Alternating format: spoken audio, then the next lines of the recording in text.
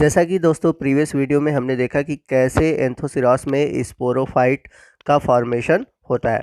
आज के इस वीडियो में हम बात करेंगे मैच्योर स्पोरोफाइट के स्ट्रक्चर के बारे में, यानी कि स्ट्रक्चर ऑफ मैच्योर स्पोरोगोन। तो स्पोरोगोन हम स्पोरोफाइट को कहते हैं। इसके अलावा वीडियो के लास्ट में हम एंथोसिरॉस के लाइफ साइकिल के बारे में भी डिस्कस करेंगे। तो आइए आज के वीडियो की शुरुआत करते हैं। The mature sporophyte consists of a bulbous foot and smooth cylinder erect cylindrical structure called capsule। तो जो मैच्योर स्पोरोफाइट होता है उसमें फुला हुआ फूट होता है, ठीक है, और इसमें स्मूथ सिलेंड्रिकल इरेक्ट स्ट्रक्चर जो पाया जाता है वो होता है कैप्सूल। तो इसका जो कैप्सूल होता है लंबा होता है। जैसा कि रिक्सिया और मार्केंसिया में आपने देखा था कि जो कैप्सूल था वो फुला हुआ था, लेकिन इनमें जो कैप्सूल होता है वो सीधा और इरेक्ट होता है। The young sporophyte is surrounded by a fleshy covering or sheath. It is called involucre। तो जो यंग स्पोरोफाइट होते हैं इनमें एक फ्लैसी कवरिंग पाई जाती है जिसे हम इन्वोल्यूसर कहते हैं। It is developed partly from the tissue of the archegonium and partly from the tissue of the gametophytic thallus.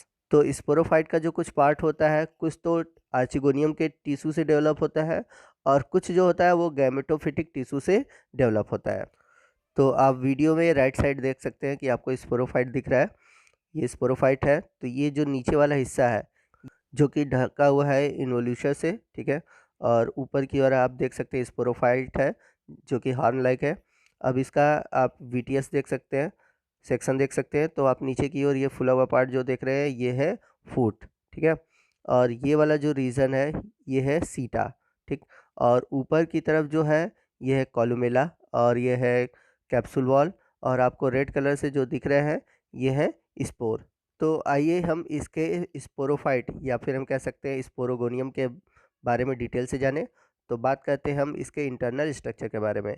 A mature sporogonium is differentiated into 3 parts: foot, meristematic zone and capsule. तो एंथोसिरॉस का जो sporogonium है जिसे हम sporophyte कहते हैं ये 3 part में डिवाइड है। फर्स्ट पार्ट है फूट, सेकेंड पार्ट है सीटा, सीटा की जगह यहाँ पर पाया जाता है मेरिस्टेमेटिक जोन, और थर्ड है कैप्सूल। तो बात करते हैं फूट की। तो इसका जो फूट है मैंने बताया था बल्बस होता है, फुला होता है, मल्टीसेलुलर होता है और ये पैरेन्काइमेटस सेल का बना होता है। It act as a haustorium and absorb food and water from the adjoining gametophytic cell for the developing sporophyte. तो ये जो फुला हुआ भाग फूट होता है ये क्या कहता है कि गैमेटोफाइट से फूड को एब्जॉर्ब करता है जिससे कि स्पोरोफाइट का डेवलपमेंट हो सके। बात करते हैं अगले पार्ट की। अगला पार्ट है मेरिस्टेमेटिक जोन जिसे हम इंटरमीडिएट जोन या फिर इंटरकैलरी जोन भी कहते हैं। Seta is represented by meristematic zone located between foot and capsule and consist of meristematic cell. तो ये जो सीटा होता है जिसे मैंने बताया कि ये मेरिस्टेमेटिक जोन कहलाता है, ठीक है, जो कि फूट और कैप्सूल के बीच पाया जाता है और ये मेरिस्टेमेटिक सेल का बना होता है जिसके कारण इसमें डिवीज़न होता है। तो राइट साइड में आप एंथोसिरॉस के स्पोरोफाइट का वीटीएस यानी कि वर्टिकल ट्रांसफर सेक्शन देख रहे हैं। तो फिगर आपको दिख रहा होगा इसका वीटीएस। तो इस सेक्शन में आपको 3 सेगमेंट दिख रहे होंगे। नीचे की तरफ आप देख सकते हैं ये पार्ट जो है वो है फूट जो कि पैरेन्काइमेटस टिश्यू का बना होता है, ठीक है। तो आप फूट देख सकते हैं कि जो गैमेटोफिटिक थैलस है उसमें जुड़ा हुआ है। यहाँ पर ये बीच का रीजन जो कि छोटे छोटे सेल दिखाई दे रहे हैं ये है मेरिस्टेमेटिक जोन। यहाँ पर सेल डिवाइड होते हैं जिसके कारण जो कैप्सूल होता है वो लंबाई में बढ़ता है। इसी के बाएं और दाएं तरफ आपको फ्लैग लेग स्ट्रक्चर दिख रहे हो जो कि है इन्वोल्यूशन। ये क्या कहते हैं, जो स्पोरोफाइट है उसको नीचे की ओर कवर करते हैं।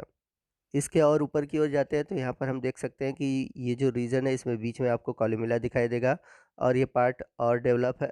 और इसके ऊपर की ओर जाएंगे तो देखेंगे जो कैप्सूल वाला रीजन होगा यानी कि जो मैच्योर रीजन होगा उसमें आपको स्पोर दिखाई देंगे। आप यहाँ पे स्पोर देख सकते हैं। तो यहाँ पे आप स्पोर मदर सेल और इलेटर मदर सेल दोनों देख सकते हैं। बाहर की ओर आप सभी जानते हैं कि जो कैप्सूल होती है तो कैप्सूल के बाहर की ओर जो लेयर होती है वो जैकेट कहलाती है।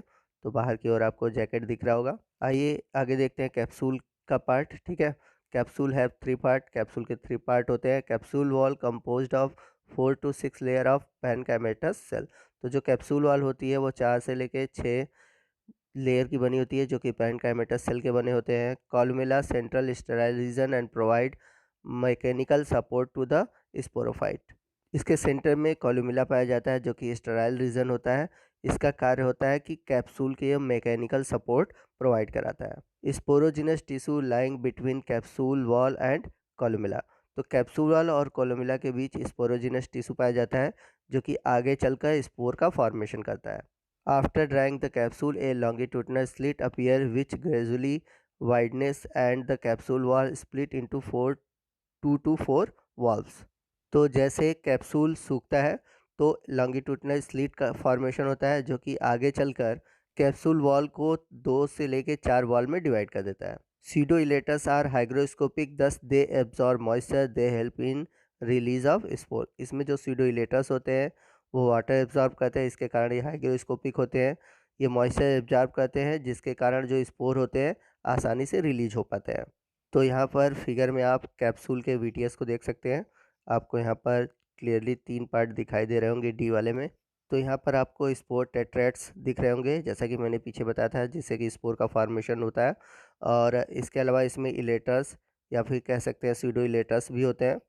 तो ये कैप्सूल का बाहरी रीजन है जो कि एपिडर्मिस है। यहाँ पर स्टोमेटा भी पाए जाते हैं। ऊपर की ओर आप देख सकते हैं कि ये खुला हुआ पार्ट है। आप ऊपर की ओर देख सकते हैं कि ये स्प्लिट हो चुका है, ठीक है, ब्रस्ट हो चुका है, जिससे कि जो स्पोर होते हैं वो बाहर आ जाते हैं। तो ये जो पूरा स्ट्रक्चर है ये वीटीएस है कैप्सूल वाले रीजन का।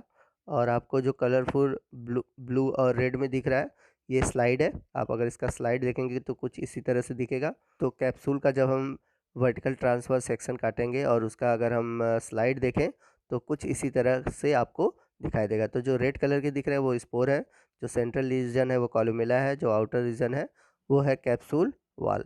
नेक्स्ट हम बात करते हैं स्ट्रक्चर ऑफ स्पोर की। The spore are haploid uninucleate semi circular with tri radiate mark. तो जो स्पोर होते हैं वो हैप्लॉयड होते हैं, इनमें सिंगल न्यूक्लियस पाया जाता है और इनका जो शेप होता है सेमी सर्कुलर होता है और इनके ऊपर ट्राई रेडिएट मार्क बना होता है जहाँ से ये फटते हैं। Each spore remain surrounded by 2 wall layer.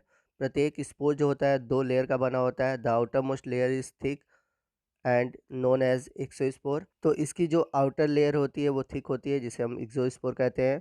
It vary in colour from dark brown to black. तो इनके जो कलर हो सकते हैं वो अलग अलग हो सकते हैं, जैसे dark brown to black Anthoceros punctatus में है और येलोइस आपको देखने को मिलेगा एंथोसिरास लेविस में। The inner layer is thin and known as endospore. और इसकी जो इनर लेयर होती है वो पतली होती है जिसे हम इंडोस्पोर के नाम से जानते हैं।